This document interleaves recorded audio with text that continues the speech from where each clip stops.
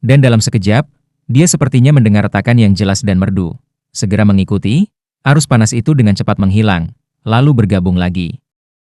Bergabung menjadi aliran putih susu. Anak sungai kecil yang semula berkelok-kelok dalam sekejap menjadi anak sungai, kongkong mengalir, mengikuti, penderitaan yang berkobar-kobar sudah menghilang, hanya meninggalkan kehangatan yang nyaman. Keberhasilan. Sukacita liar sekali lagi tiba. Tangsan akrab dengan perasaan putus asa semacam ini. Tangsan, yang jelas adalah perasaan kemacetan pertama keterampilan misterius surga membelah terbuka, kekuatan internal bergabung bersama dengan kekuatan cincin roh, menjadi energi yang bahkan lebih tangguh, dalam waktu yang sangat singkat ini. Dengan kecepatan penuh berputar di dalam bagian energi tubuhnya berputar beberapa sirkuit, perlahan mengalir ke dantiannya.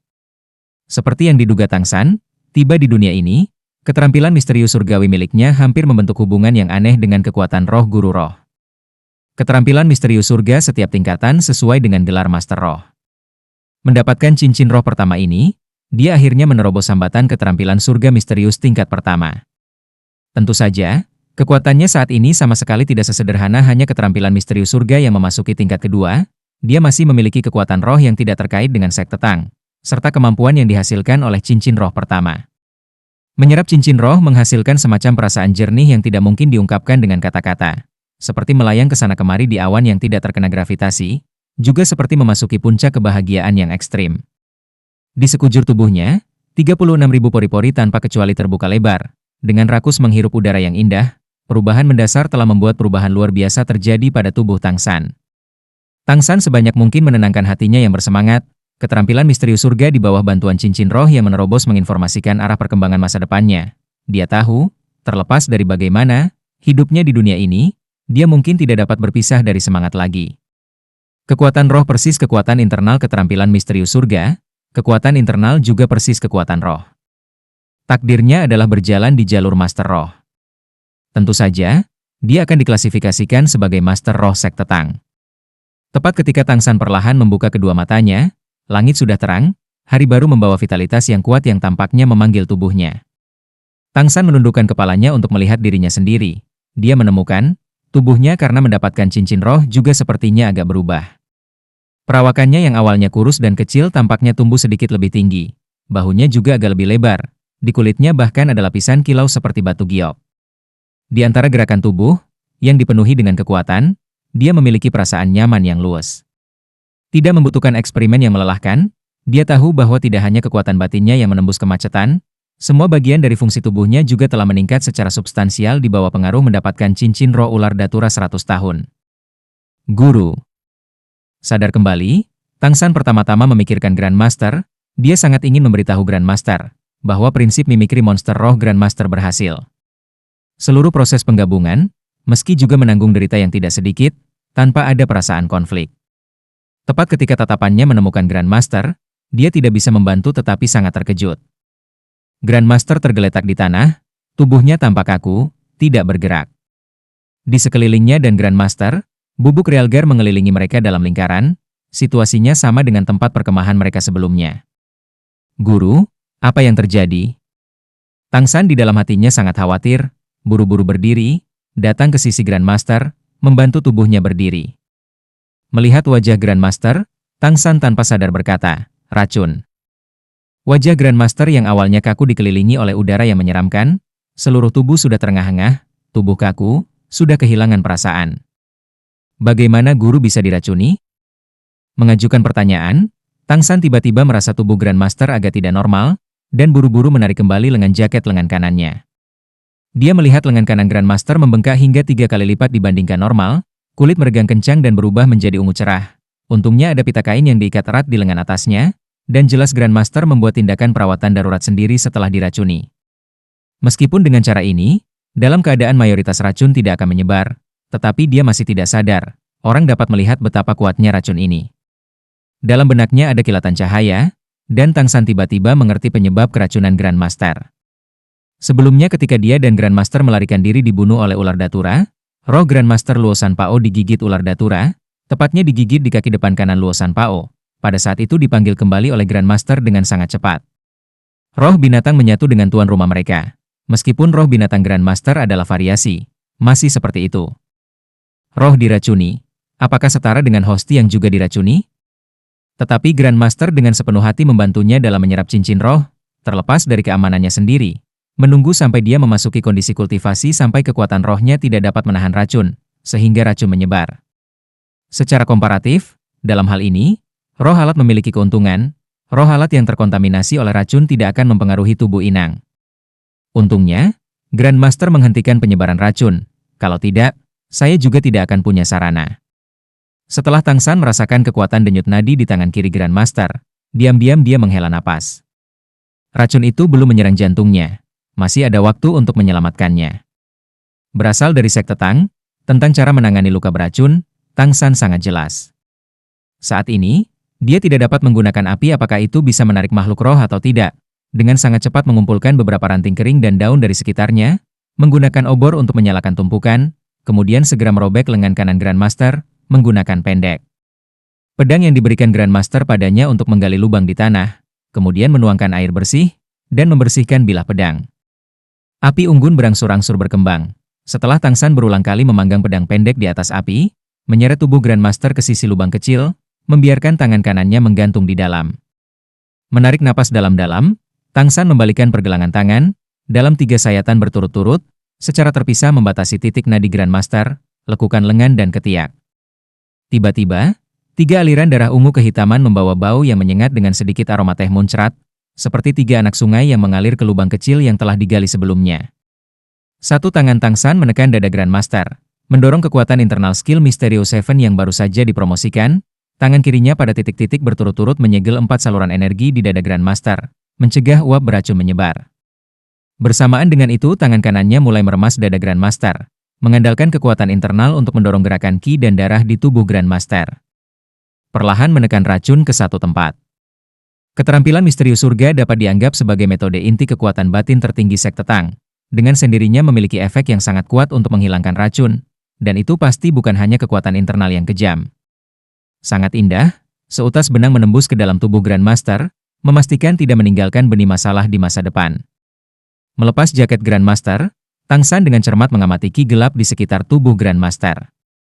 Di bawah pengaruh skill Mysterious Heaven, Darki secara bertahap berkumpul mengalir ke arah lengan kanan Grandmaster. Saat ini Tang San masih belum melepaskan kain di lengan Grandmaster. Darah beracun mengalir keluar, lengan Grandmaster yang bengkak perlahan menyusut kembali. Warna kulit berangsur-angsur menjadi normal, wajah Grandmaster menampakkan ekspresi penderitaan, mulut juga mulai mengeluarkan erangan. Saat aliran darah segar ungu kehitaman berangsur-angsur habis, darah merah segar mulai muncul, lengan Grandmaster juga sudah menjadi agak pucat. Tang San mengambil kain itu di lengan Grandmaster, mengandalkan kekuatan internal dengan kecepatan penuh untuk benar-benar mengeluarkan racun terakhir sekaligus. Setelah itu dengan cepat menyegel sirkulasi darah di lengan Grandmaster dan merobek beberapa strip dari pakaiannya sendiri dan membungkus luka. Sebelumnya dia tidak bisa dengan tidak sabar membuka kain di lengan Grandmaster, karena dia khawatir aliran darah Grandmaster akan terlalu banyak, lagi pula keracunannya belum berlangsung singkat. Racun hilang. Wajah Tang San sudah berlumuran keringat. Meskipun keterampilan misterius surga memasuki tingkat kedua, itu masih tidak dianggap kuat, dan menggunakan kekuatan internal seperti ini untuk membantu mengeluarkan racun paling menguras kekuatan dan energi internal. Dan karena menyerap cincin roh dan menahan energi, dia juga merasa agak dikosongkan dari kekuatan. Tang San menggunakan air bersih untuk membersihkan lengan Grandmaster, kemudian menggunakan tanah untuk mengubur lubang kecil berisi darah beracun itu. Ini bisa dianggap menyelesaikan pekerjaan sepenuhnya. Setelah ini, Grandmaster tetap tidak sadarkan diri selama 3 hari penuh, dan pada saat itu dia mengalami demam terus-menerus. Tang San setiap hari hanya bisa menuangkan sedikit air bersih kepadanya, dan untuk membiarkan tubuh Grandmaster dapat mengisi kembali beberapa makanan, dia bahkan menebang pohon untuk membuat mangkuk kecil, menggunakan daging kering yang dibawa dengan air bersih untuk memasak beberapa kaldu. Karena ini adalah hutan perburuan roh, Tang San tidak berani menjauh dari Grandmaster.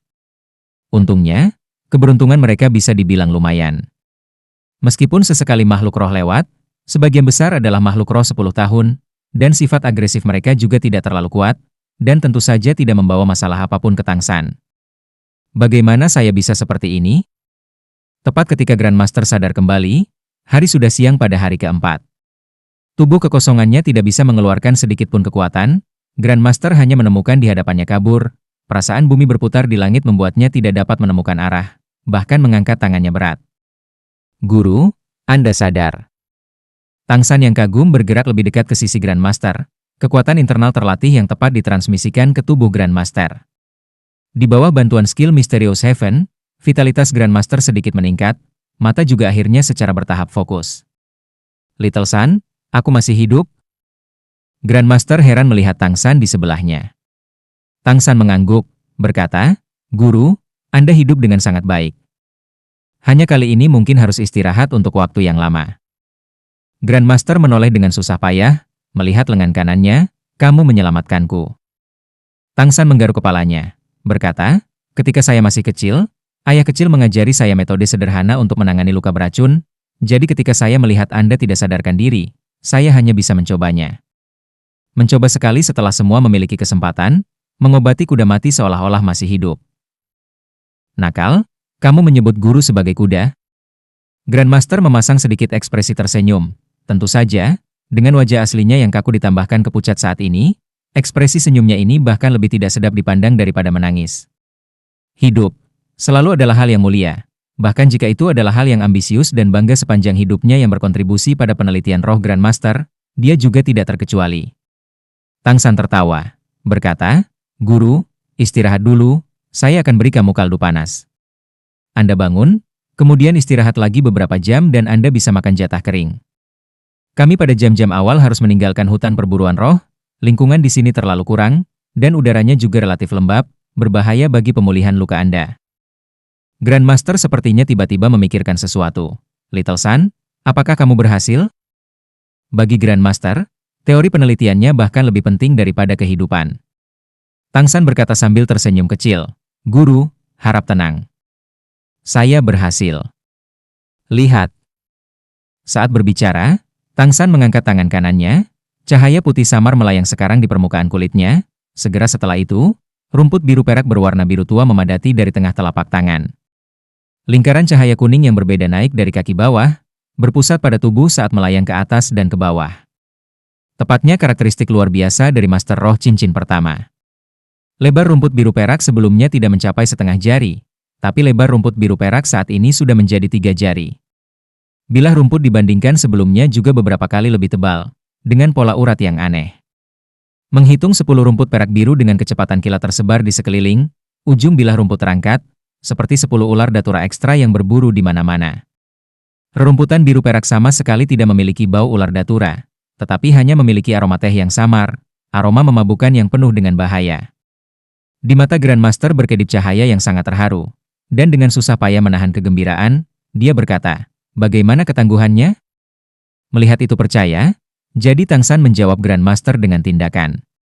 Di antara 10 rumput perak biru yang memisahkan diri dari telapak tangannya, satu tiba-tiba terbang, melilit pohon kecil setebal lengan, ujung lainnya kembali ke tangan Tang San. Tangan kanannya ditarik ke belakang dengan kuat, dan batang pohon kecil itu segera melengkung ke bawah, menyebabkan rumput biru keperakan merentang lurus sempurna, tetapi tidak ada indikasi sedikit pun akan terbelah. Bagus, ini benar-benar bagus. Sepertinya penilaian saya sepenuhnya benar, setelah rumput perak biru yang dimasukkan ke dalam cincin roh ular datura, itu memperoleh ketangguhan, jika dugaan saya tidak salah, dan itu seharusnya masih menempelkan racun ular datura. Hanya, apa kemampuannya saat ini?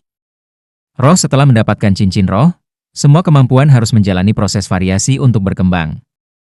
Roh yang berbeda dengan cincin roh yang sama mengembangkan kemampuan yang sama sekali berbeda. Dan sebaliknya, bahkan jika cincin roh itu hanya berbeda usianya, kemampuannya masih akan memiliki perbedaan yang besar. Oleh karena itu, meskipun Grandmaster mengenai penelitian roh sudah sangat teliti, dia masih tidak dapat memastikan apa efek yang dihasilkan dari Tang San yang mendapatkan cincin roh pertama ini. Tang San berkata, Grandmaster, beberapa hari ini aku menggunakan beberapa makhluk roh 10 tahun yang lemah untuk bereksperimen. Apa yang Anda katakan tidak salah, Blue Silver Grass memang mewarisi beberapa sifat racun ular datura, namun tanpa sifat hypertoxicity yang mematikan, melainkan efek melumpuhkan dari sifat racun ular datura. Tapi itu harus bersentuhan langsung agar berpengaruh. Sifat racun tidak dapat dianggap sangat kuat, tetapi sangat jelas memiliki fungsi pembatas. Dan kemampuan rumput perak biru, mengikat. Bergantung pada kendali kekuatan roh, mengikat musuh hingga berhenti, bisa membuatnya tidak bisa bergerak. Sambil berbicara, Tang San yang mengandalkan kekuatan roh mengendalikan rumput perak birunya yang dilepaskan untuk menggunakan kemampuannya. Melihat lebih dari 10 bilah rumput biru tua secara bersamaan muncul dari semak-semak, dan dalam sekejap membelitkan di sekitar batang pohon yang tebal. Bila rumput itu menonjol keluar dari posisi melayang, menutupi area dalam jarak 10 meter persegi.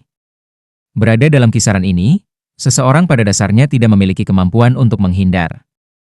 Seketika, lebih dari 10 rumput perak biru telah terbelit erat di sekitar pohon besar. Mata Grandmaster menunjukkan kilau pikiran yang dalam, seperti yang diharapkan, karakteristik Master Roh Sistem Kontrol.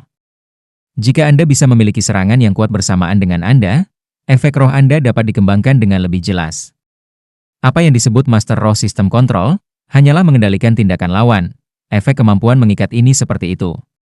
Itu sendiri juga menambahkan efek kelumpuhan, hanya ketika lawannya adalah keberadaan dua cincin roh yang melampaui Anda. Jika tidak maka tidak akan dapat berjuang bebas dari kemampuan mengikat ini. Little Sun, kami berhasil.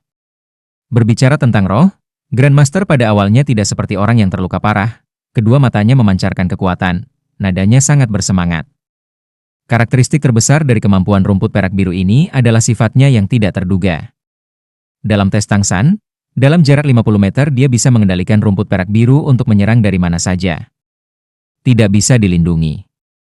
Terutama di dalam hutan dengan banyak tanaman, di mana rumput biru perak memiliki lebih banyak tutupan. Tang San juga memasak sepanci kaldu, selanjutnya memotong daging rebus dan memberi makan kepada Grandmaster. Dengan sesuatu di perutnya, tingkat pemulihan Grandmaster meningkat, tetapi mereka tidak punya pilihan selain bersiap untuk meninggalkan hutan perburuan roh, karena makanan dan air minum yang mereka bawa setelah beberapa hari ini praktis sudah tidak ada yang tersisa. Ini masih dalam situasi di mana Tang San telah sesedikit mungkin. Grandmaster masih belum memulihkan kekuatan untuk bergerak, oleh karena itu dia dibawa di belakang Tang San dari hutan berburu roh. Karena perbedaan tinggi badan kedua orang ini terlalu besar, sementara kedua kaki Grandmaster terseret di tanah. Mengandalkan kekuatan dan kekuatan internalnya yang luar biasa, Tang San dibawa arahan Grandmaster, selangkah demi selangkah membawa Grandmaster keluar dari hutan berburu roh, mengendarai kereta untuk kembali ke Akademi Master Roh Utama Nuoding. Sepanjang, terlepas dari kapan Tang San merawat Grandmaster atau dalam proses membawanya keluar dari hutan, Grandmaster dari awal sampai akhir tidak mengucapkan sepatah kata pun terima kasih, tetapi tatapan dia menatap Tang San dengan sudah tidak lagi hanya tampak seperti itu. Melihat murid pengganti untuk memenuhi harapannya yang sia-sia, lebih seperti perasaan yang seharusnya muncul di mata Tang Hao. Guru selama sehari, ayah seumur hidup. 8 kata sederhana ini dicap lebih dalam di hati Grandmaster. Menjalani beberapa hari pemulihan dengan perawatan cermat Tang San, pada saat mereka kembali ke akademi, Grandmaster sudah bisa berjalan dengan susah payah di lengan Tang San. Namun, dalam perkiraan Tang San, Grandmaster kali ini menerima luka beracun yang menyebabkan cedera parah pada konstitusinya. Untuk pulih sepenuhnya, dia masih tidak boleh berjalan setidaknya selama sebulan. Grandmaster hanyalah pengunjung terhormat di Akademi Master Roh Utama Nuoding, dengan koneksi ke ketua benar, tetapi tanpa kerabat. Dalam waktu dekat, Tang San secara alami harus bertanggung jawab untuk merawat gurunya, hal ini sudah lama dia kenal dengan baik. Bahkan di jalan setiap hari dia membuat berbagai macam rencana tentang bagaimana dia harus merawat Grandmaster. Pada saat ini di pagi hari para siswa memulai kelas, dan di dalam Akademi Nuoding semuanya tampak sangat damai. Tang San yang mendukung Grandmaster langsung kembali ke kamarnya dan membiarkannya beristirahat di tempat tidur. Akhirnya kembali, guru mohon istirahat juga dengan benar. Untuk saat ini Anda harus memulihkan diri dengan benar. Pastikan untuk tidak bekerja berlebihan. Jika Anda memiliki bisnis, Anda segera memerintahkan saya untuk pergi. Grandmaster diam-diam mengangguk dan berkata, aku tidak menyangka sampai saat ini masih bisa lolos dari bahaya mematikan. Pemulihan tubuh saya tidak masalah, tetapi kultivasi Anda tidak dapat diganggu. Sementara itu, Anda masih harus menyelesaikan satu masalah.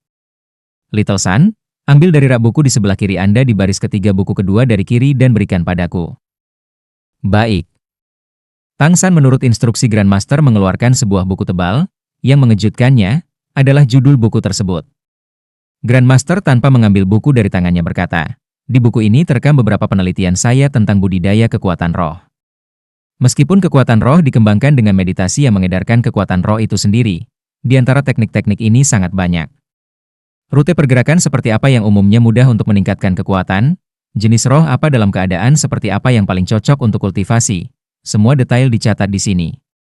Saat ini saya tidak dapat mengarahkan Anda secara pribadi, tetapi Anda pasti tidak bisa santai. Iya. Tang San menjawab dengan hormat. Meski dia masih belum membuka buku untuk dibaca, di dalam hatinya ada keterkejutan yang tak terlukiskan. Menjalani terobosan cincin roh kali ini, dia mengenai roh dapat dianggap memiliki pemahaman keseluruhan, dan menurut pemahamannya, apa yang disebut kekuatan roh sebenarnya adalah semacam kekuatan internal, hanya sebagian besar metode kultivasi orang yang semuanya hanya beroperasi.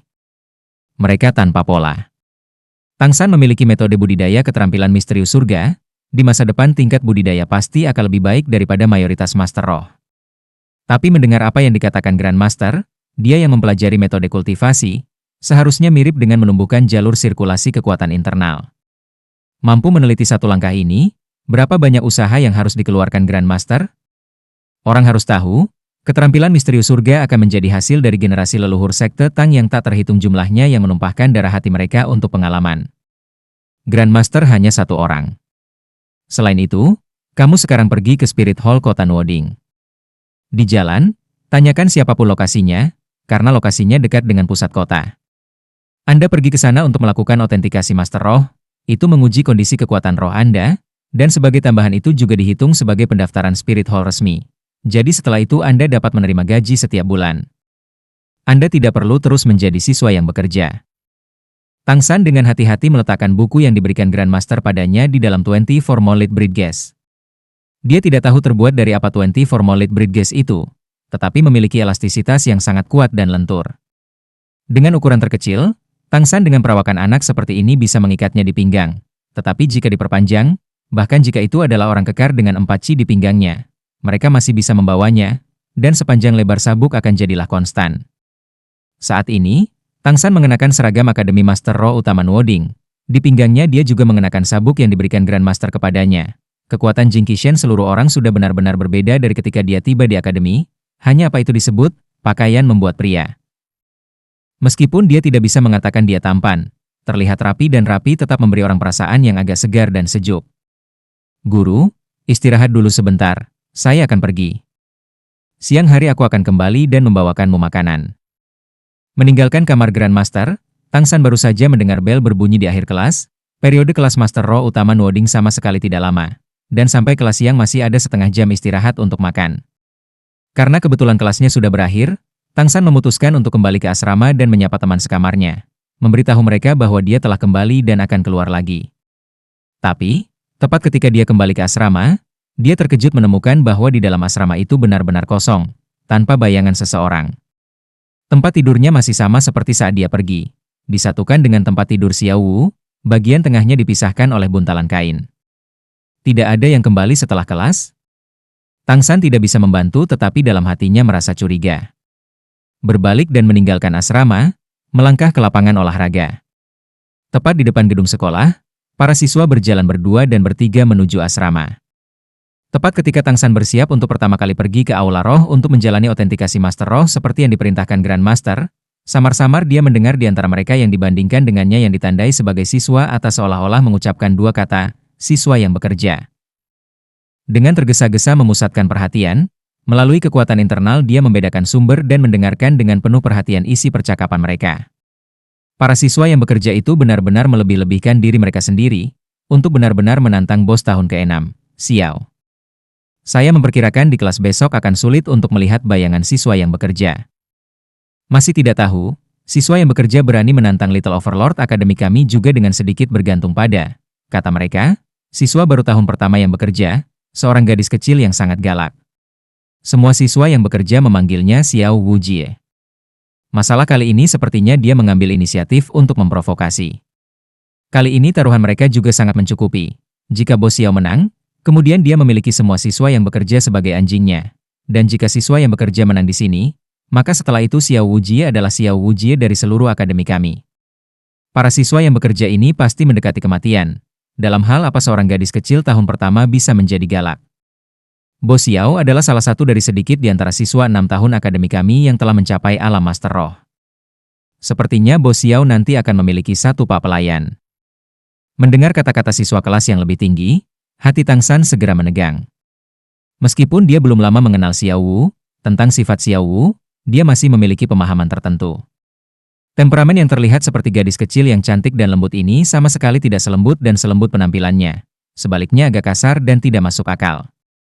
Selain apa yang Wang Sheng ceritakan dengan berharga tentang siswa yang bekerja di intimidasi, dia dapat memastikan bahwa kata-kata kedua siswa yang lebih tua ini benar-benar asli.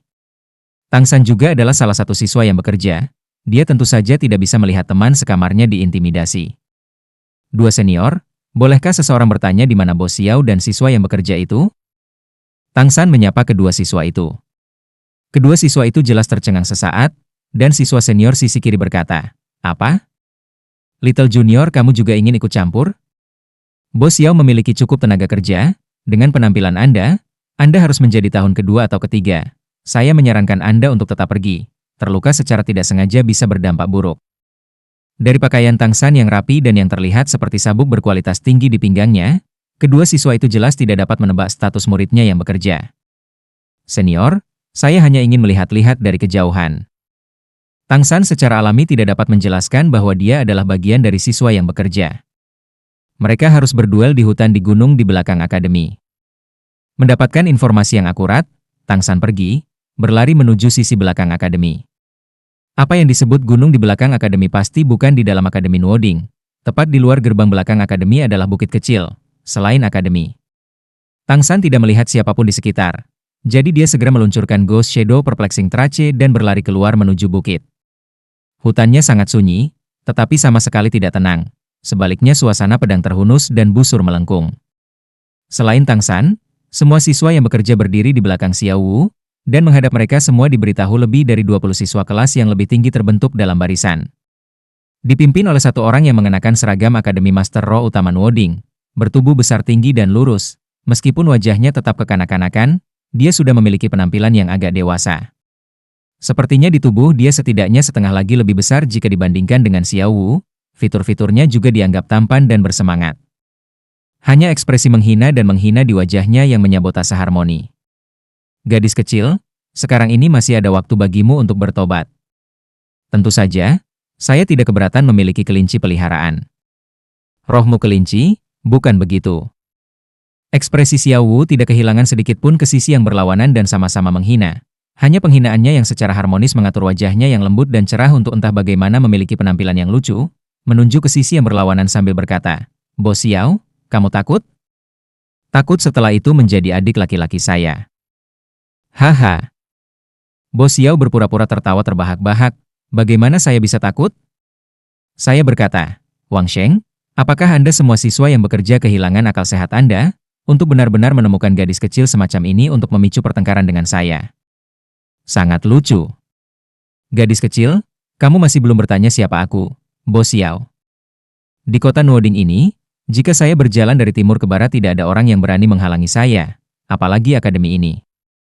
Xiao Wu jelas sudah agak tidak sabar. "Jangan banyak omong kosong, mari kita mulai.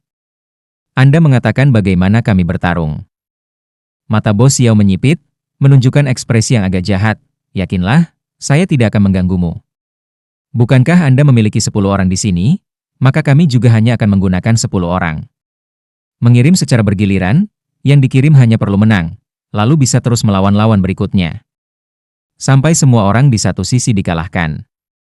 Mampu menjadi bos di kalangan siswa, Bos Xiao ini tidak bisa menjadi orang yang gegabah. Sebaliknya, dia sangat pintar. Meskipun di permukaan Xiao Wu tampak seperti dia bukan ancaman. Tetapi Bos Xiao ini juga tidak melawan Wang Sheng hanya 1 atau 2 hari. Dan tentang temperamen Wang Sheng dia masih memiliki pemahaman yang jelas. Jika gadis kecil di hadapannya ini tidak memiliki kemampuan, bagaimana mungkin Wang Sheng dengan mudah mengenalinya sebagai perwakilan siswa yang bekerja? Tapi seberapa kuatkah gadis kecil ini? Di sisinya ada semua siswa kelas yang lebih tinggi. Dan kekuatan sebenarnya masing-masing tidak lemah. Sisi siswa yang bekerja hanya memiliki satu Wang Sheng yang masih dapat dianggap memiliki beberapa kemampuan. Selain gadis kecil ini, paling banyak mereka hanya memiliki 2 orang itu saja. Membiarkan adik-adik di bawah kepemimpinannya menggiling mereka sampai mati. Dia bahkan tidak perlu keluar sendiri. Dan pertarungan ini sudah dimenangkan. Tampaknya metode yang adil untuk duel. Apakah itu benar-benar adil? Wang Sheng secara alami juga menyadari rencana Bos Xiao, tetapi sebelum dia bisa membuka mulutnya, Xiao Wu sudah siap berbicara. "Baiklah, kita akan menyelesaikannya seperti ini. Ayo, siapapun yang pertama dari Anda, keluarlah." Sekarang, sudah terlambat bagi Wang Sheng untuk mencegah persetujuan Xiao Wu. Pengikut Bos Xiao mengerutkan bibir mereka, dan seorang siswa kelas atas yang besar segera berjalan keluar. Wang Sheng mengertakkan gigi, "Xiao Wu Jie, biarkan aku pergi dulu."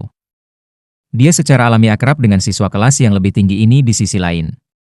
Orang ini berada di kelas yang sama dengannya, dan Wang Sheng telah melawannya berkali-kali, setiap kali hasilnya menyedihkan. Semangat siswa ini adalah tongkat. Tapi bukan hanya staf yang sederhana.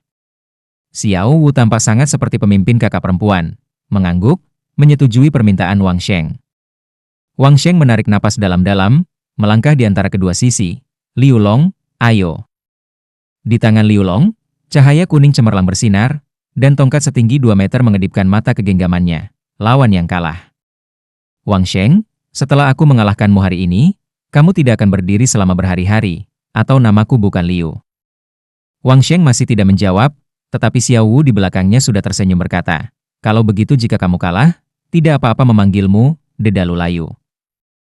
Ekspresi wajah Liu Long menjadi dingin, dan tanpa mengeluarkan suara, dia dengan sangat cepat maju selangkah, tongkat panjang di tangannya segera menyodorkan, turun langsung untuk menghancurkan Wang Sheng. Tubuh Wang Sheng bersinar sama terangnya dengan cahaya kekuatan roh, dan dengan raungan harimau, tanpa menghindar, mengangkat kedua tangan disilangkan, memblokir tongkat panjang pihak lain. Dengan suara peng teredam, Wang Sheng mendengus, segera mundur 2 langkah. Kedua lengan yang membanjiri kekuatan roh dibalik, kedua tangan meraih tongkat panjang lawan. Bahkan dengan perlindungan kekuatan roh, dalam kontak pertama ini, tongkat panjang lawan sudah meninggalkan bekas luka di lengannya. Memar sulit dihindari. Mulut Liu Long bergerak-gerak, kamu masih memiliki ingatan yang singkat. Inilah jiwaku. Cahaya berkilauan, bagian dari tongkat panjang yang dipegang Wang Sheng tiba-tiba menghilang, segera setelah itu ujung tongkat panjang sebelumnya yang baru saja menyilangkan lengan Wang Sheng, tiba-tiba menusuk perut Wang Sheng. Tubuhnya terjungkal ke belakang. Tekad bertarung Wang Sheng tidak perlu diragukan lagi, kekuatannya juga jauh lebih tinggi dari lawannya. Tapi sayangnya dia dirugikan karena masih tidak bisa mendapatkan cincin roh. Tak dapat menjalani penambahan semangat, meskipun dengan bantuan kekuatan roh yang ditingkatkan, kelincahan tidak cukup. Menghadapi roh staf panjang semacam ini menggunakan musuh, bahkan jika pihak lain menggunakan karakteristik kuat 1 cun dan 1 cun, saat bertarung dia sama sekali tidak memiliki kekuatan untuk menyerang balik. Tubuhnya terangkat, auman harimau kembali naik, tetapi dengan sangat cepat tubuhnya sudah sekali lagi dicambuk oleh tongkat panjang. Namun Wang Sheng juga bisa dianggap memiliki kulit yang kasar dan daging yang tebal. Biasanya menerima banyak pukulan, kemampuannya untuk melawan dan melawan juga harus lebih kuat dibandingkan dengan siswa biasa. Meski berada dalam posisi yang benar-benar tidak menguntungkan, lawan yang ingin membuatnya kehilangan kemampuan bertarungnya juga bukanlah hal yang mudah. Sebelum Xiao Wu dan Tang San tiba di Akademi Nuoding, para siswa yang bekerja mengandalkan dia sendiri untuk melindungi mereka.